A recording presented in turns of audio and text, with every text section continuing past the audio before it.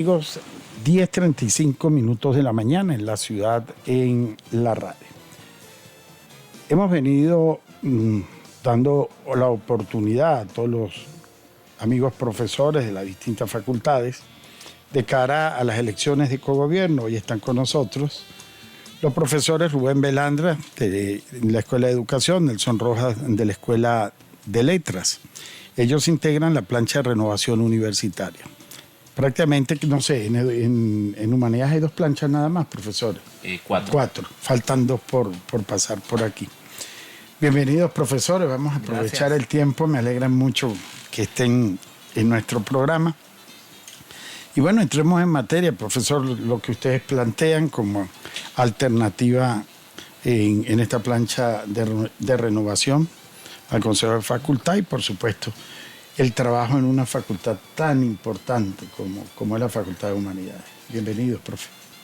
Muy buenos días a todos los oyentes de el Aula 107.7 y a nuestro estimado periodista Leo León por recibirnos en este espacio con el fin de poder compartir un poco nuestras experiencias y nuestras expectativas en función de esta importante cita que requiere la renovación en los espacios universitarios y que además nos permite a nosotros integrarnos.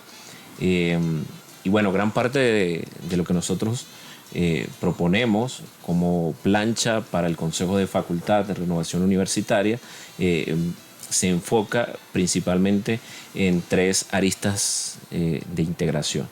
La primera tiene que ver con el estudio de la flexibilidad curricular. Entiéndase que la Escuela de Educación y las diferentes escuelas que conforman, como la Escuela de Letras, la Escuela de Medios Audiovisuales, la Escuela de Idiomas Modernos y en efecto cada una de estas entes que administra la facultad requiere de una renovación de sus estructuras curriculares. Esas estructuras curriculares tienen que estar adaptadas a los estándares nacionales e internacionales.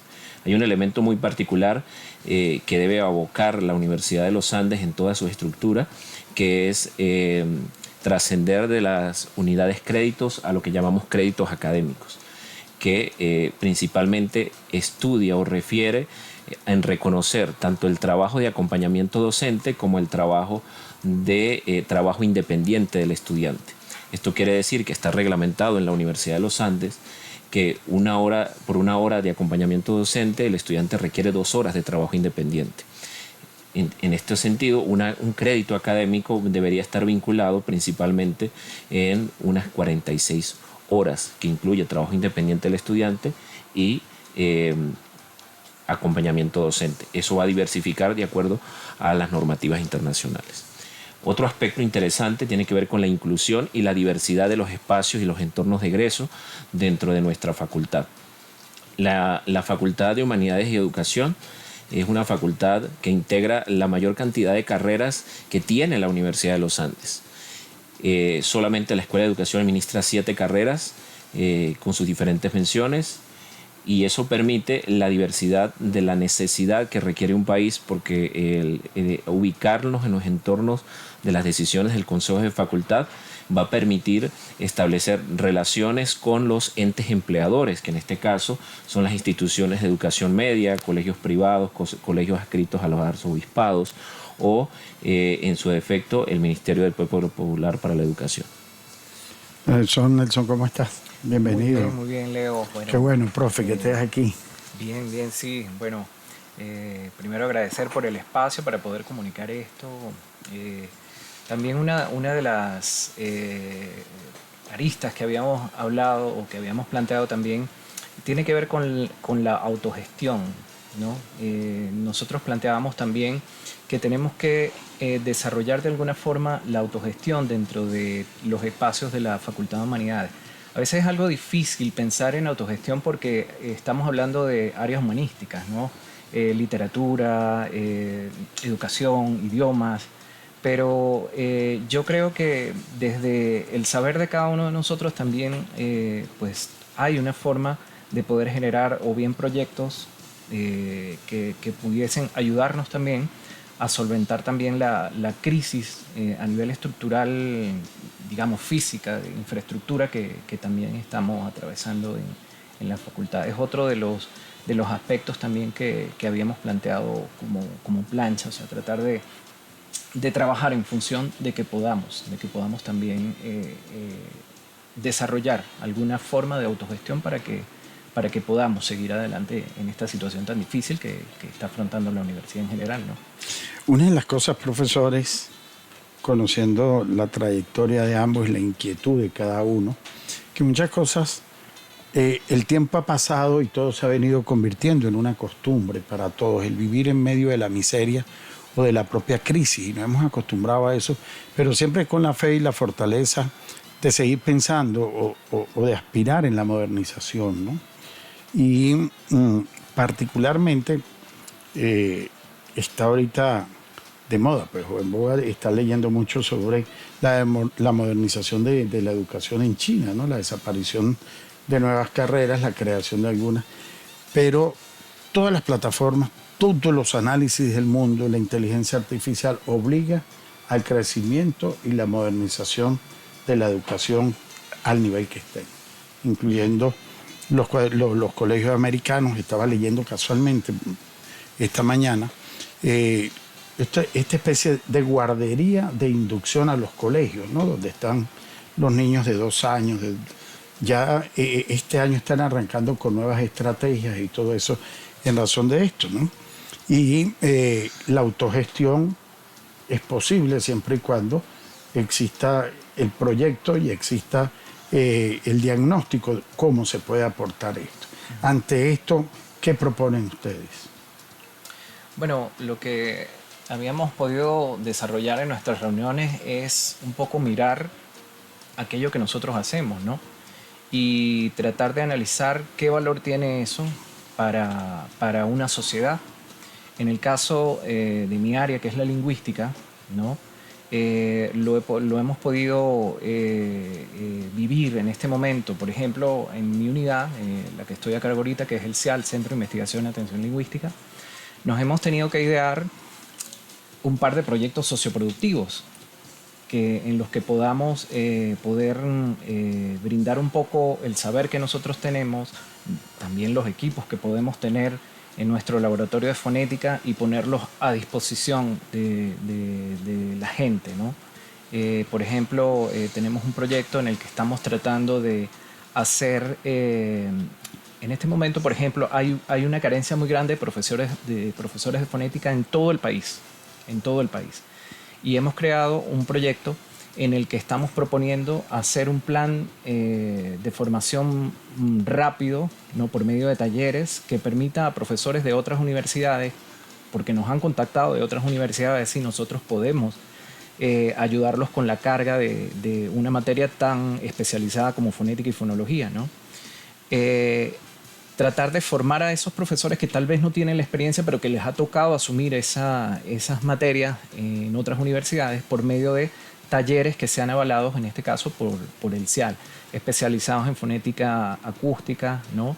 Y tratar de, por medio de este proceso, como una especie de plan de formación en el área de fonética y fonología, permitir que se vuelva otra vez a activar la fonética y la fonología en el país, por ejemplo, cuyo centro es la Universidad de los Andes, porque hay que decirlo, el centro a nivel nacional de los estudios de fonética y fonología está aquí, en la Universidad de los Andes. Ahora, una de las cosas para llegar allí es la actualización o poder optimizar toda esta serie de reglamentos y de todas las cosas que hay, ¿no? Y para la Facultad de Humanidades dar un paso extramuros, más allá de los cursos que siempre los ha tenido, la facultad siempre ha tenido esa particularidad de no romper con el egresado, ¿no? Sigue formando a los egresados. La actualización de la norma y todo esto, ¿cómo lo ven ustedes en todo caso para poder ese paso? Bueno, hay un aspecto muy interesante que nosotros debemos mirar. Venezuela está suscrito a muchos convenios internacionales en el campo educativo y no podemos hacer caso omiso a esas normativas internacionales. Y hay un elemento muy interesante que está ligado a el desarrollo de competencias. Superar el perfil de objetivos y trascender al desarrollo de competencias. Ese desarrollo de competencias va a estar vinculado o debería estar vinculado a 4 competencias elementales que están enfocadas en el pensamiento crítico, en la comunicación asertiva y afectiva, en la resolución de problemas, y otra que tiene que ver con el tema de la autogestión, que es la creatividad y la innovación. Nuestras normas dentro de los espacios colegiados de la universidad, como en este caso el Consejo de Facultad y las otras instancias jurídicas de la universidad, deben ser revisados y adaptados. Un elemento interesante que acarrea todo este tema de la proyección va a estar ligado a un poco hilado a la gestión de los espacios. Pero también hay un elemento interesante que transcurre, que podemos tener la mayor cantidad de innovación, pero si no tenemos formación sobre esa innovación, es como echar, como arar en el mar, como diríamos de manera coloquial.